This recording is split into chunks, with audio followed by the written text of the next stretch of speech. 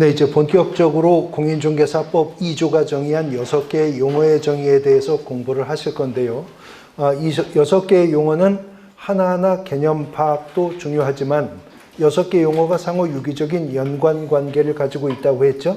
그래서 일단 개괄적으로 6개 용어 전반적인 흐름과 관계를 파악해 보시고 나서 이제 다음 주에는 하나하나 개별적인 정의의 특징들 또 분석을 해 볼 건데, 이 유기적인 연관관계 관점에서 보면 그 정점에 있는 가장 메인이 되는 테마가 공인중개사법 2조 3호가 정의한 중개업이라고 하는 용어입니다. 그래서 2조 3호부터 보시죠. 2조 3호 25페이지에서 2조 3호를 보시면 중개업이라 함은 다른 사람의 의뢰에 의하여 일정한 보수를 받고 중개를 업으로 행하는 것을 말한다. 공인중개사법이요, 무엇이 중개업인지에 대해서 2조 3호를 통해서 용어의 정의를 했는데, 우리가 지금 살펴본 바를 분설해 보면 중개업이라고 하는 것은 첫 번째, 다른 사람의 뭐를요? 의뢰가 있어야 한대요. 다른 사람의 의뢰에 의하여. 두 번째, 뭘 받아요? 일정한 보수를 받고입니다. 일정한 보수를 받고. 그리고 세 번째, 무엇을? 중개입니다. 중개를 마지막으로 어떻게? 업으로 행하는 것. 이게 뭐라는 거죠? 중개업이라는 것입니다. 근데 입법자가 중개업이 무엇인지를 이렇게 정의하면서 보니까요, 그 중에서도 키워드는 중개인 거거든요. 결국 공인중개사법이 말하는 중개업은 그 중개 행위를 다른 사람의 의뢰에 의해서 일정한 보수를 받고 업으로까지 행했을 때 이제 이걸 중개업이라고 판단을 할 거라는 건데, 그러면 중개가 무엇인지의 개념부터 일단 명확해야 하겠다. 그래서 입법자는 공인중개사법 2조 6개의 용어 중에서도 제일 먼저 1호에서 무엇을? 중개에 대해서 정의를 하고 있습니다. 이제 2조 1호를 보시죠. 중개라 함은 제3조에 따르는 중개대상물에 대하여 거래 당사자 간의 매매, 교환, 임대차, 그 밖의 권리의 득실 변경에 관한 행위를 알선하는 것을 말한다. 자, 같은 방식으로 펼쳐보면 중개라고 하는 것은 제 몇 조요? 지금 우리가 몇 조를 보고 있어요? 2조. 바로 이어지는 3조가 중개대상물의 범위를 정하게 될 것임을 언급, 예고, 암시하고 있잖아요. 그래서 앞으로 우리가 이것을 법정 중개대상물이라고 부를 거거든요. 앞으로 민법지간에 법정이라고 하는 표현 많이 들어보실 거예요. 법정지상권, 법정대리인. 이 법정이라는 말은 법률의 규정, 그 뜻입니다. 법이 정한, 그 뜻이에요. 그래서 중개는 법 몇 조가 정할 것이라고? 3조가 정하게 될 그 법정 중개 대상물에 대하여 거래 당사자 간의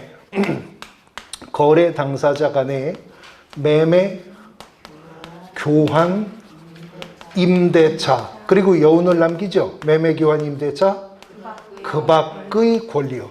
그 밖의 권리의 득실 변경에 대해서 어떻게 하는 거? 알선을 하는 것. 그게 뭐예요? 그게 중개예요. 그게 중개예요. 그러면 여기까지 펼쳐보면 결국 중개업이란 다른 사람의 의뢰에 의해서 일정한 보수를 받고 법정 중개 대상물에 대해서 거래 당사자 간의 매매, 교환, 임대차, 그 밖의 권리 득실 변경, 알선하는 행위를 업으로 행하는 것. 이게 중개업이라는 거죠. 그러면 무엇이 중개고 무엇이 중개업이냐, 이걸 이렇게 입법 해석까지 해야 되는 이유가 무엇이냐? 여러 가지 이유가 있겠지만 가장 직접적인 이유는 여기에 있습니다. 답하실 수 있어요. 배우셨으니까. 지금 현행 공인중개사법은요, 개인이든 법인이든 적법하게 중개업을 하려면 뭘 해야 된다고? 등록을 해야 된다고. 그래서 공인중개사법은 등록을 하지 않고 중개업을 하는 자, 그래서 우리가 강학상 무등록 중개업자라고 하거든요. 이 무등록 중개업자에게는 공인중개사법이 규정하고 있는 형벌 규정 중에 가장 무거운 형벌을 내립니다. 이른바 3년 이하의 징역 또는 3천만 원 이하의 벌금형으로 처벌을 한다고요.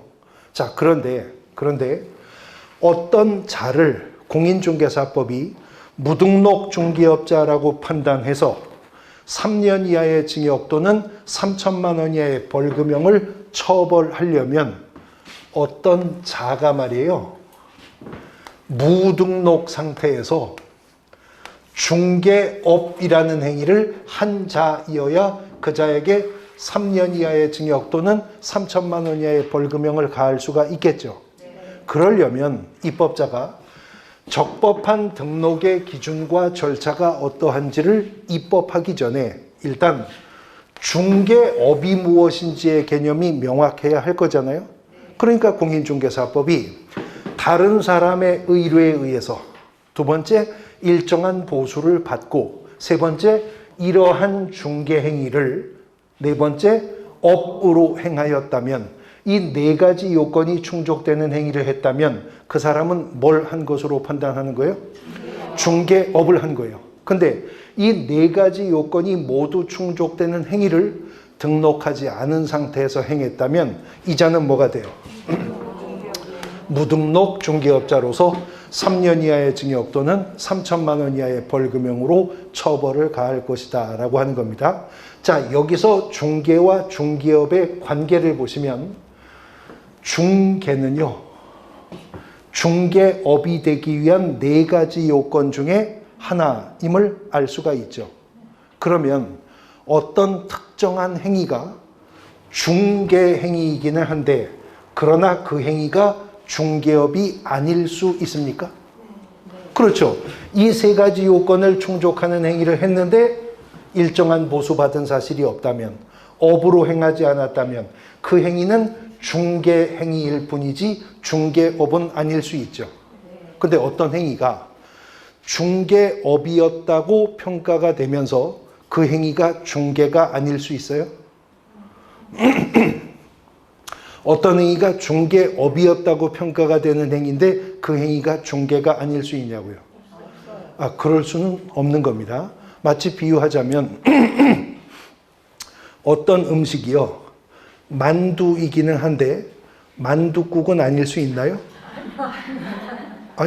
다시 어떤 음식이 만두이지만 만두국은 아닐 수 있어요? 얼마든지 군만두, 찐만두, 야끼만두, 물만두, 만두이긴 한데 만두국은 아닐 수 있죠. 근데 어떤 음식이 만두국이라고 하는데 거기 만두가 없을 수 있어요? 만두가 안 들어있으면 만둣국이라고 할 수가 없잖아요. 만두가 있어야 만두국이죠. 지금 제가 왜 순댓국을 안 하고 만두국을 얘기하냐면 저는 순댓국 시킬 때 순대를 빼달라고 그래서 순대가 없어도 순댓국은 나오기 때문에 지금 만두국 얘기를 한 겁니다.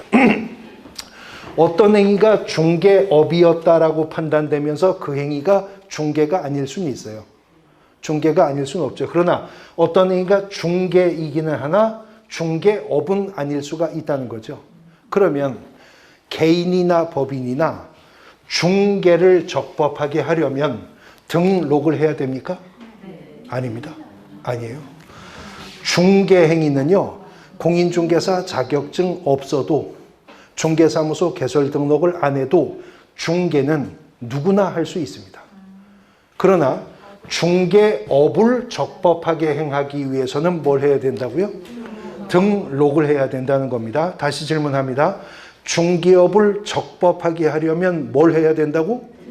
등록을 해야 된다고 답하셨어요? 그럼 이제 4호를 보세요. 4호. 개업 공인중개사에 대해서 정의를 하는데요. 개업 공인중개사라 함은 이 법에 의하여 중개사무소의 개설 뭐요? 등록을 한 자를 말한다 그러네요. 공인중개사법이 지금 개업 공인중개사에 대해서 용어의 정의를 했는데 뭐라고 했냐면 개업 공인중개사라 함은 이 법에 의하여 중개사무소에 개설 뭐요? 등록을 한 자를 말한다. 그러니까 앞으로 이건 입법 해석이니까 앞으로는 등록을 한 자여야 어떤 호칭을 쓰겠다? 개업공인중개사라는 호칭을 쓸 것이고요. 이 등록을 한 자인 개업공인중개사만 적법하게 중개업을 할 수 있도록 허용해 줄 것이다. 그 말이죠. 그러니까 등록하지 않은 자, 개업공인중개사가 아닌 자가 중개업을 하면 그 자는 뭐가 돼요? 무등록 중개업자로서 3년 이하의 징역 또는 3천만 원 이하의 벌금형으로 처벌됩니다. 이 3년 이하의 징역 또는 3천만 원 이하의 벌금형은 공인중개사법이 규정하고 있는 처벌 규정 중 가장 무거운 처벌이라고 했습니다. 공인중개사법 위반에 사형선고 받은 사람 없어요? 공인중개사법 위반으로 무기징역 산 사람 없어요. 끽해야 3년 이하의 징역 또는 3천만 원 이하의 벌금인데 무등록 중개업자가 거기에 속한다. 그래서 적법하게 중개업을 하려면 등록을 해야 하고 등록을 한 자를 공인중개사법은 개업공인중개사라고 부른답니다. 근데 우리가 이제 3장에 가서 등록제에 대해서 이제 본격적으로 공부할 거거든요. 거기서 등록의 법적 성격을 또 분석해 볼 건데 이미 이 용어의 정의만 봐도 우리가 간파할 수 있는 게 등록을 한 자라고 입법을 했어요. 등록은 궁극적으로 대인적인 처분이다, 대물적인 처분이다. 등록의 대상이 사람이다, 물건이다. 사람이라는 걸 알 수 있죠. 등록을 한 자라고 하니까요. 준공검사, 준공인가, 사용승인, 사용검사 이런 것들은 대인적 처분이에요? 대물적 처분이에요? 대물적.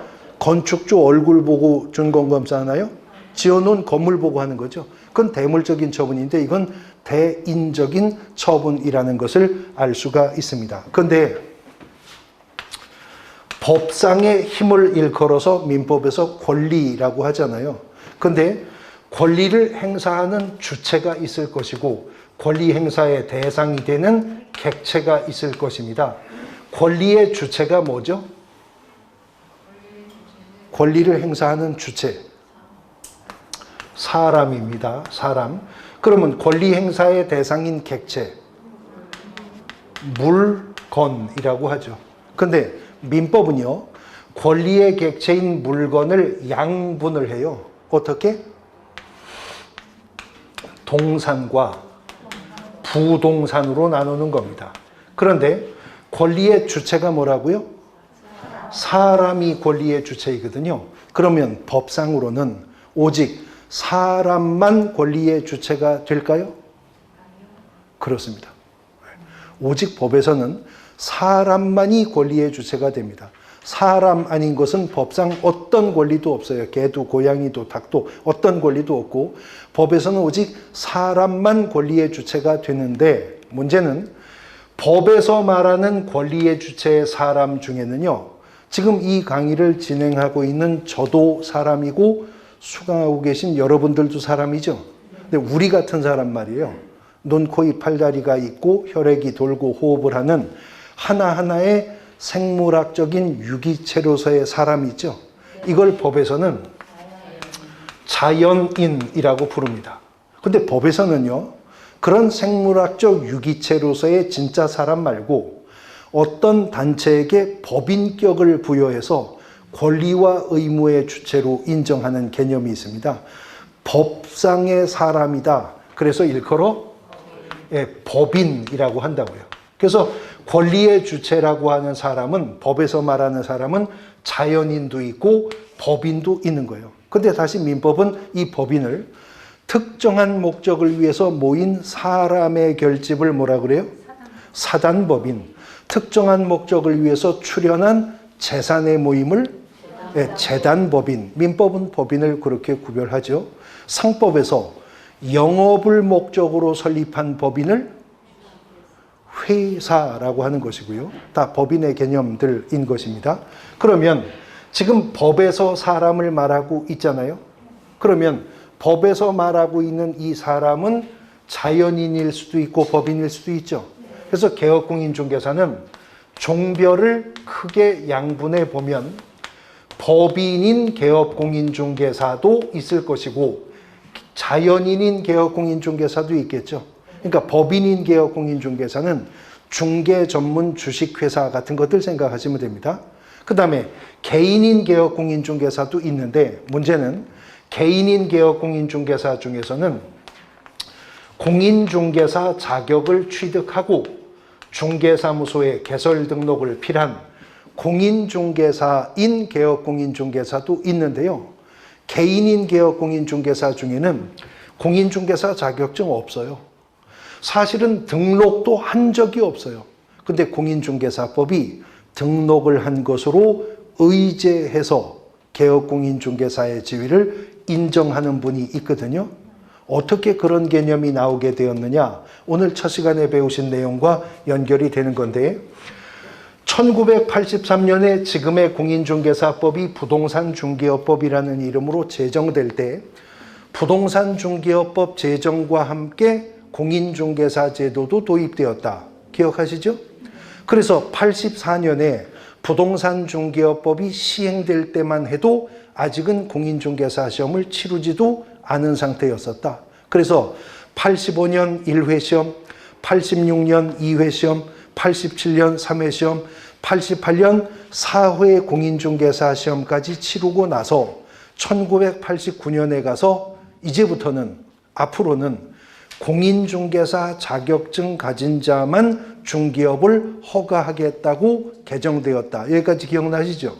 그러면 89년 1차 개정을 하면서 비로소 이 법이 앞으로는 이제부터는 공인중개사 자격증 있는 자만 중개업을 허가하겠다라고 개정되었다는 것은 반대 해석하면 89년 1차 개정되기 전에는 공인중개사 자격증 없이도 중개업 허가받을 수도 있었다라는 말이기도 하죠. 아니면요. 아예 1983년에 부동산중개업법이 제정되기도 전에 소개영업법 시절부터 신고하고 복덕방 하던 분들 있었잖아요. 법이 소급 적용될 수는 없으니 그분들은 공인중개사 자격 없지만 그 당시 중개업의 허가를 받은 것으로 의제가 되었다고요. 그 기득권은 지금 2021년 3월까지도 인정되고 있습니다. 그래서 이분들을 현행 공인중개사법 부칙에 뭐라고 이분들을 언급하냐면 법제 7638호 부칙제 6조제 2항의 규정에 의하여 중개사무소의 개설 등록을 한 것으로 보는 자, 현행공인중개사법은 공식적으로 이분을 이렇게 호칭을 합니다. 근데 문제는 앞으로 제가 매주 이분을 몇 번 불러야 돼요. 근데 그때마다 법제 7638호 부칙제 6조제 2항의 규정에 의하여 중개사무소 개설 등록을 한 것으로 보는 자는요, 이렇게 말할 수가 없기 때문에 현행법은 어쨌거나 근거가 부칙에 있잖아요. 그래서 부칙상 개업공인중개사 이렇게 부르게 될 겁니다. 부칙상의 개업공인중개사 이렇게 부르게 될 거예요. 그런데 지금은 사라졌지만 예전에는 요 부칙상의 개업공인중개사를 예전에는 중개인이라고 불렀었어요. 부동산중개업법 시절에 중개인이라고 불렀었다고요. 그리고 예전에는요, 구부동산중개업법이 중개인에 대한 용어의 정의가 따로 있었습니다. 2조에. 이따가 지금 삭제가 된 거거든요. 근데 아니 중개인에 대해서 예전에 구부동산중개업법 2조가 용어의 정의를 했었다는데 그럼 그 구구절절한 사연을 다 조문으로 입법을 했느냐? 만약에 제대로 입법을 하려면 옛날 법에도 이래야 됐었겠죠? 중개인이라 함은 1989년 부동산중개업법이 1차 개정되어 공인중개사 자격증 가진 자만 중개업을 내주기로 개정되기 이전 공인중개사 자격 없이 미리 허가를 받아 두었다든가 소개영업법 시절부터 신고를 하고 중개업을 하다가 그 구기득권이 인정되어 공인중개사 자격은 없으나 등록한 것으로 인정되는 자를 말함. 너무 길잖아요. 무슨 소설 쓸 일도 없고. 그러니까 예전에는 중개인이라고 해서 어떻게 정의를 했냐면 이렇게 정의했어요. 어쨌든 지금 개업공인중개사는 이거 아니면 저거 아니면 그거잖아요. 그러니까 예전에 이렇게 정의했었어요. 중개인이라 함은 법인 및 공인중개사가 아닌 자로서 중개업을 영위하는 자를 말함. 이렇게 정의했었다고요. 그러니까 이런 식이죠. 육군에 대해서 정의를 해봐라. 그러면 막연하잖아요. 그 정의하려면 뭐 몇 줄을 얘기해야 되지만 간단하게 말할 수 있죠. 공군과 해군이 아닌 군대를 말함. 그럼 되는 거 아니에요? 연습 문제. 황인종을 한번 정의해 보실래요? 흑인종과 백인종이 아닌 인종을 말함. 그런 식으로 정의를 했다가 아예 용어의 정의와 함께 중개인이라는 용어도 삭제를 하고 지금은 그냥 부칙상의 개업공인중개사라고 부르게 되는 겁니다. 그래서 아마 부천 지역에도 있을 건데 오래된 중개사무소 간판 중에 보면요. 중개인 사무소 뭐 이렇게 써 있는 간판 보실 거예요. 간판 정비 안 돼 있는 간판. 그러면 그 이분을 의미한다는 거죠. 이미 설명을 들으시면서 이해를 하셨을 건데 그렇다면 부칙상의 개업공인중개사라는 것은 지금 와서 새롭게 될 수 있는 것은 아니라는 걸 알 수 있죠. 이 부칙상의 개업공인중개사는 1989년 이 법이 1차 개정되어 90년 1월 공인중개사만 중개업 허가를 내주도록 개정하던 시점에 정점을 찍은 겁니다. 이제 그 90년 1월부터 부칙상의 개업공인중개사는 90년부터 시작해서 해가 갈수록 날이 갈수록 그 숫자가 어떻겠어요? 줄어만 가겠죠. 권리의 주체 중 자연인 사람은 세월이 지나면 떠나이니까요. 그래서 통계를 보면 부칙상의 개업공인중개사는 지금 매년 그 숫자가 1000명 단위로 줄어듭니다. 상당히 지금 연로한 분이잖아요. 벌써 89년 뭐 그때면. 그래서 1000명 단위로 줄어들고 있고요. 이러한 감소의 추세는 계속 진행되어 가겠죠. 그러다가 불과 10수년 후 어느 날 동아일보 사회면에 마지막 부칙상 개업공인중개사께서 별세 이러면서 역사적으로 사라질 개념이 새롭게 될 수 있는 게 아니에요. 그럼 다시 원점으로 가서 중개업을 적법하게 하려면 뭐 해야 된다고? 그 등록을 한 자를 일컬어 뭐라고 한다고? 개업공인중개사. 근데 세 가지 개업공인중개사의 종별 중 부칙상의 개업공인중개사는 될 수 있는 게 아니라고 그랬죠. 그러면 새롭게 개업공인중개사가 된다는 것은 이것이 되거나 저것이 되거나 둘 중에 어느 하나가 새롭게 되는 거지 그것은 될 수 있는 게 아니죠. 그래서 이제 우리가 중개업 등록제 단원 가면 공부할 건데 공인중개사법 9조 2항이 누가 등록을 신청할 수 있는지를 정했거든요. 해당 단원 가면 우리가 공부할 건데 공인중개사법 9조 2항에 이렇게 규정되어 있어요.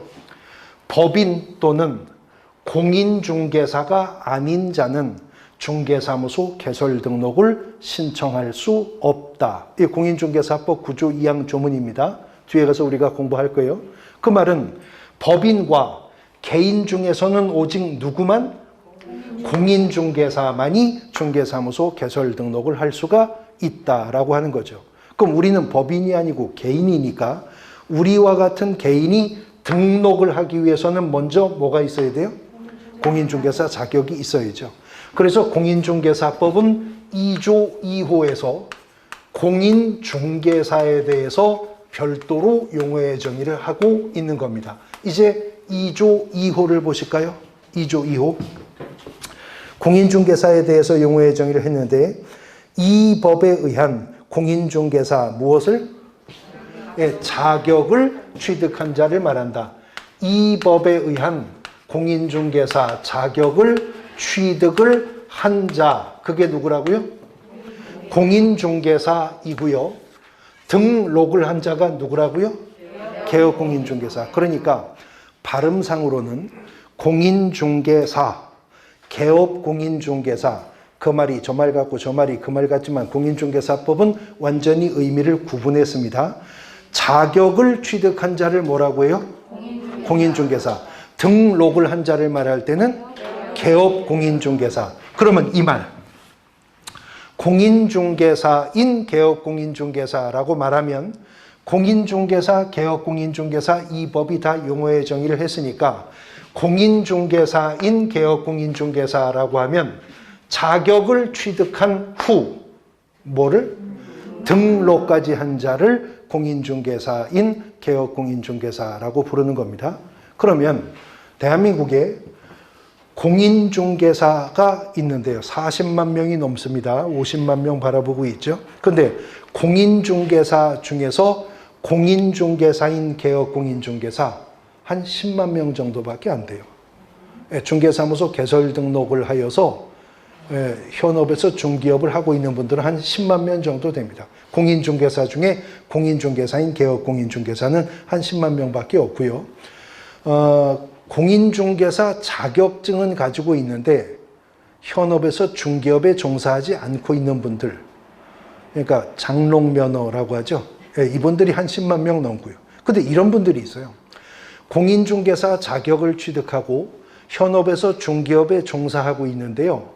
자기 명의로 개설 등록을 한 게 아니라 공인중개사 자격을 취득하고 등록을 한 자, 개업공인중개사에게 고용되어서 직원으로 중개업을 하는 자가 있다는 거죠.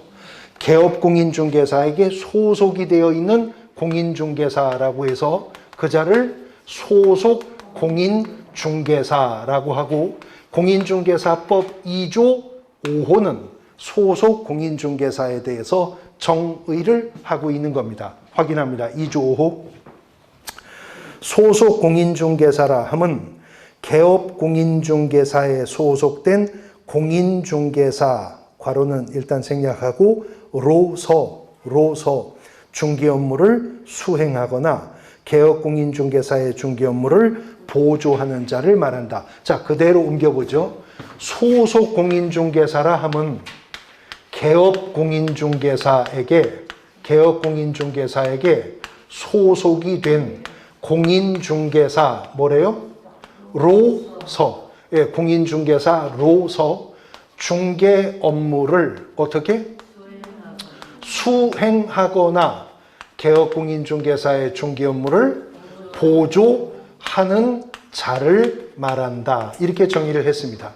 그러면 공인중개사법상의 개업공인중개사와 소속공인중개사는 민법의 관점에서 보자면 무슨 계약관계로 맺어져 있는 거예요?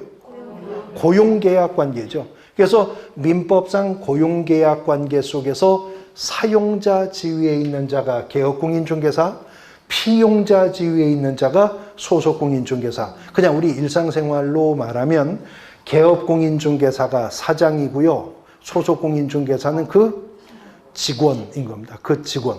근데 우리가 중개사무소 가보면 개설 등록한 사장님이 있죠. 근데 그 밑에 뭐 부장님, 과장님, 실장님이라고 불리우는 직원들이 있잖아요. 근데 중개사무소 근무하는 직원들이 다 공인중개사 자격증 있을까요? 그 과장님, 부장님, 실장님 하는 분들 중에 거의 대부분 공인중개사 자격증 없는 분들이 많아요. 그래서 이분들을 소속 공인중개사와 구분하고자 공인중개사법은 중개보조원이라고 하는 용어를 별도로 정의하고 있는 겁니다. 이제 공인중개사법 2조의 마지막 용어인 2조 6호를 보십니다. 2조 6호. 중개보조원이라 함은 먼저 무슨 말이 나와요?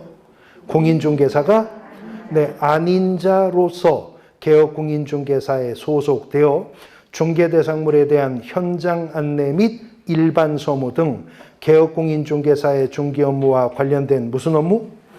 단순한 업무를 보조하는 자를 말한답니다. 중개보조원이라 함은 가장 먼저 무슨 말이 나왔냐면 공인중개사가 어떤 자?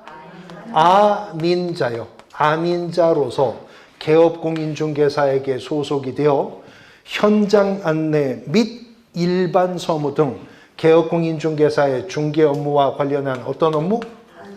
단순한 업무를 보조하는 자를 말한다. 이렇게 용어의 정의가 되어 있다는 겁니다. 자, 어느덧 공인중개사법 2조가 정의한 6개 용어의 정의가 펼쳐졌는데 각호 순서대로 다시 나열해 보면 공인중개사법 2조 1호 중개, 2조 2호 공인중개사, 2조 3호가 중개업, 2조 4호가 개업공인중개사, 그리고 2조 5호와 2조 6호가 각각 소속공인중개사와 중개보조원에 대해서 정의하고 있습니다.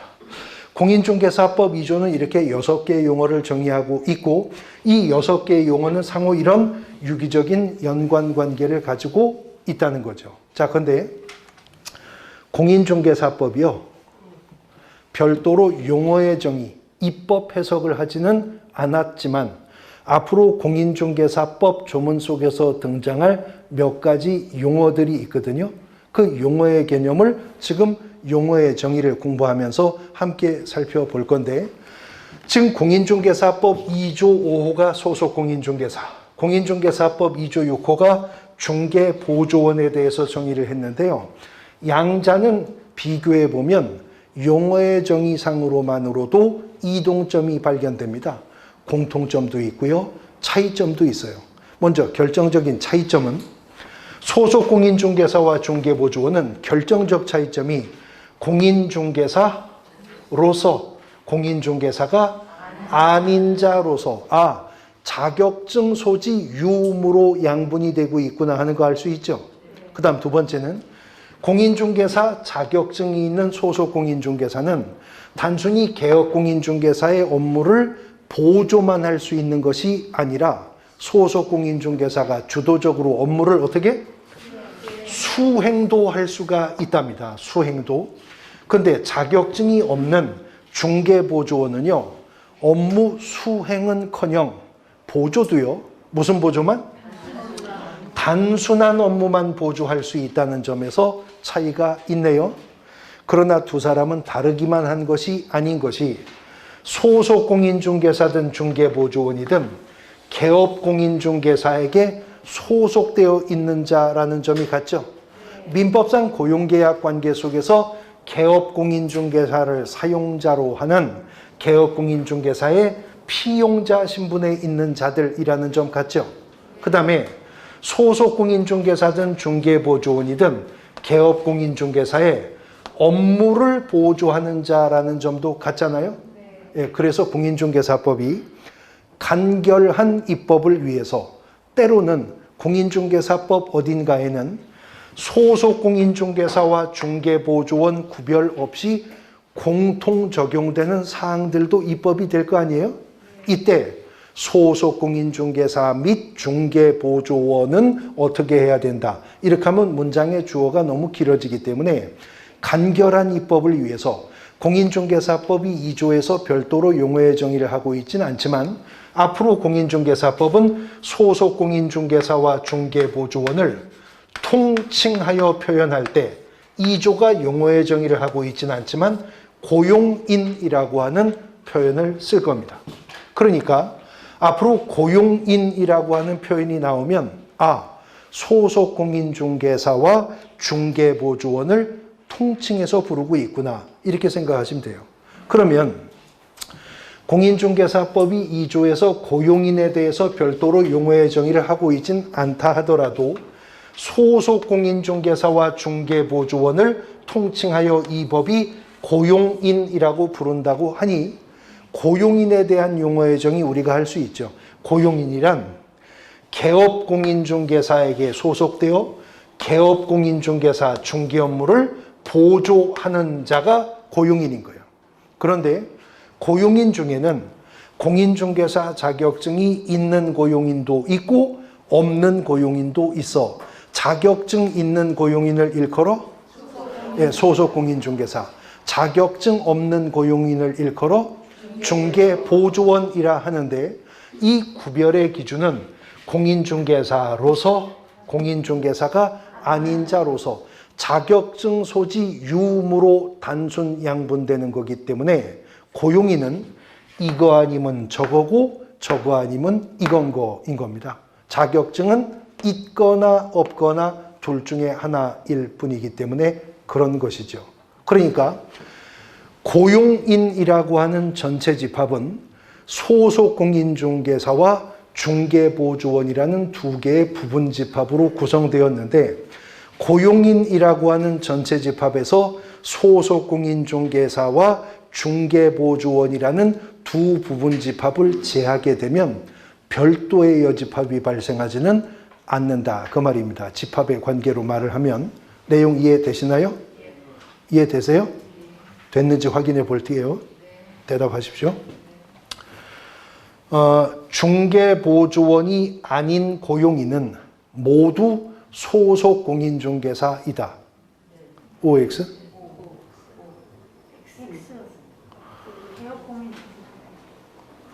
다시. 중개보조원이 아닌 고용인은 모두 소속공인중개사이다. OX?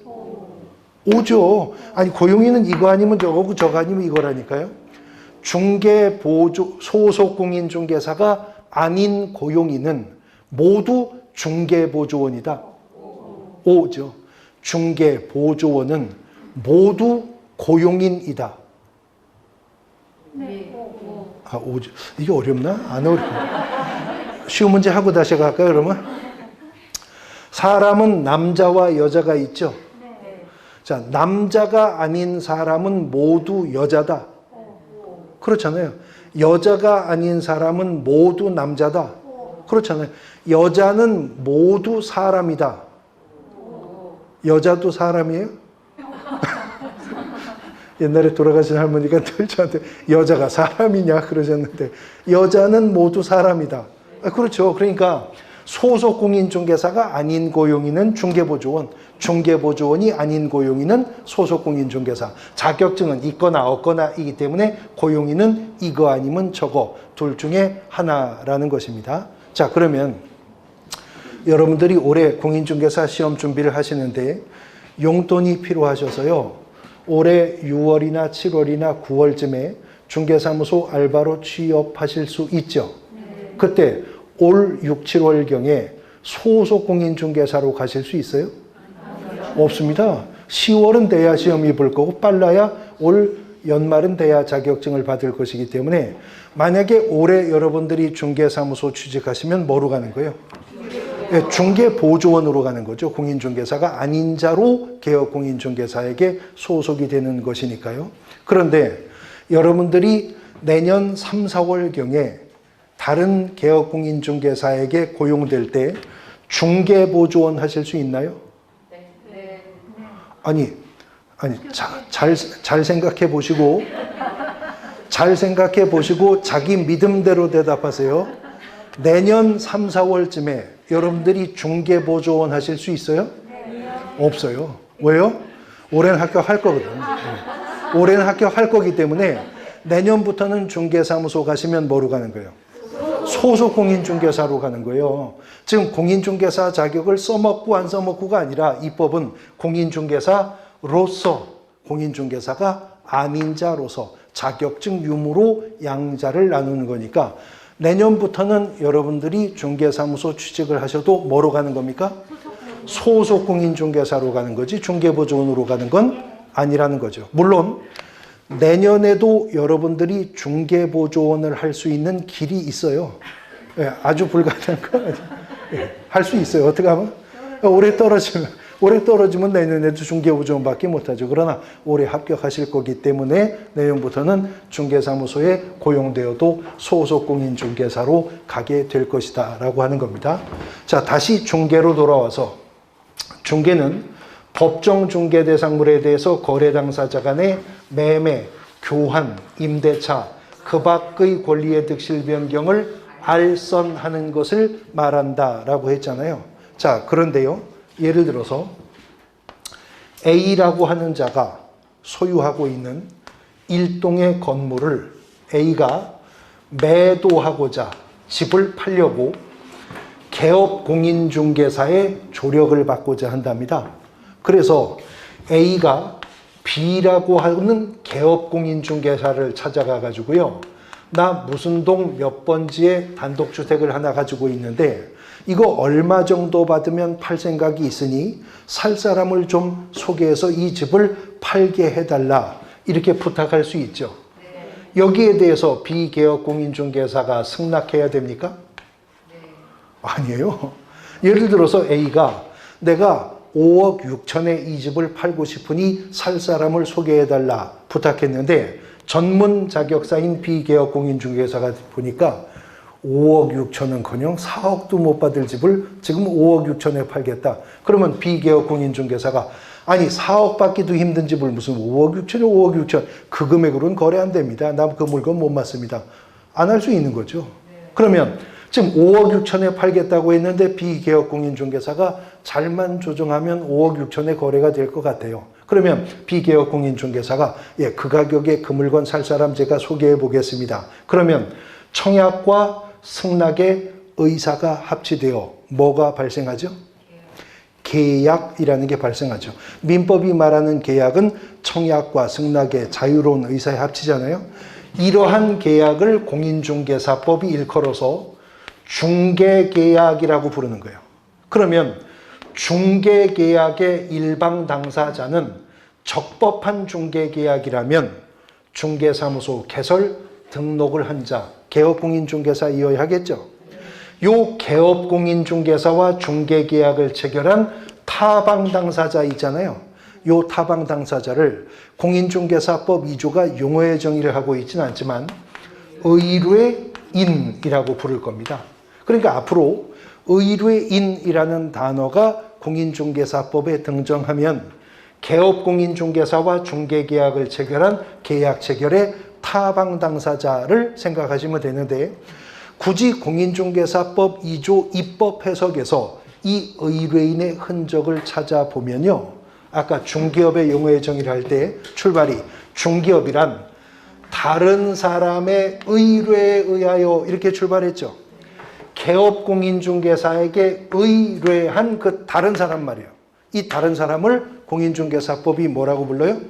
의뢰인이라고 부릅니다. 자, 그러면 개업공인중개사와 매도 의뢰인 간에 A 소유주택에 대해 중개계약이 체결되었으면 이제 개업공인중개사는 A에게 중개보수 받아요?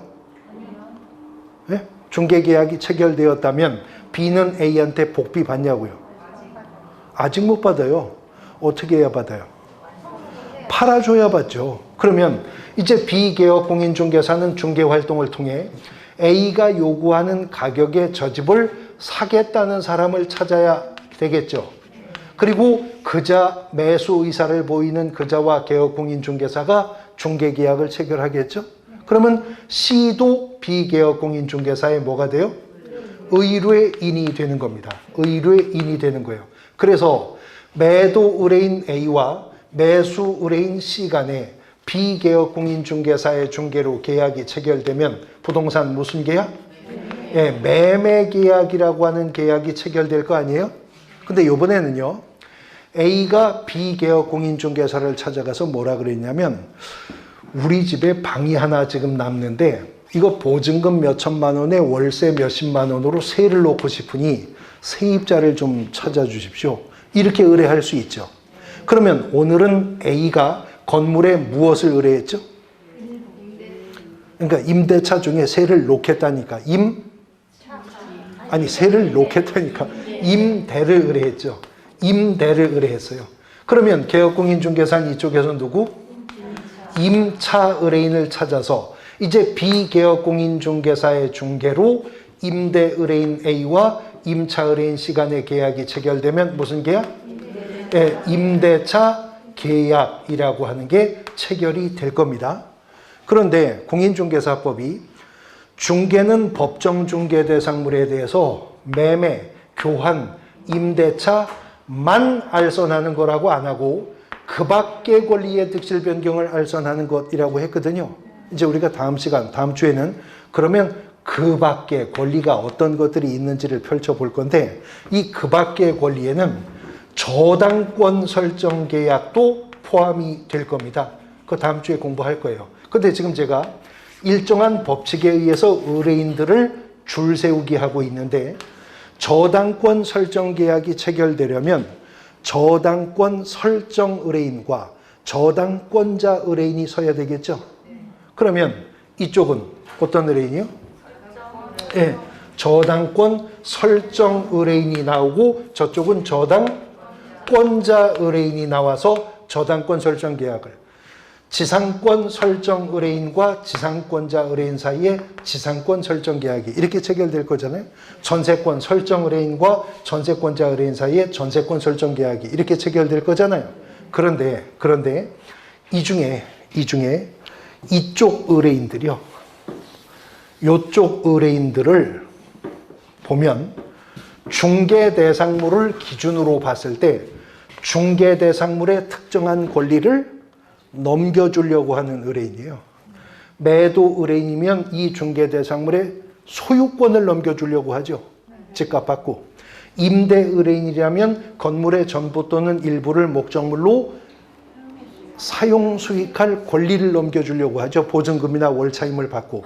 그래서 공인중개사법이 또 간결한 입법을 위해서 이런 의뢰인들을 통칭하여 표현할 때는 중개대상물에 대한 권리를 이전하고자 하는 의뢰인, 그래서 이전 의뢰인이라고 부를 겁니다.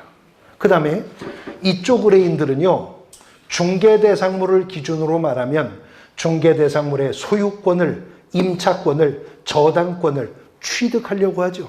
그래서 이런 의뢰인들을 공인중개사법이 통칭하여 부를 때 중개대상물에 대한 권리를 취득하고자 하는 의뢰인, 그래서 취득 의뢰인이라고 합니다.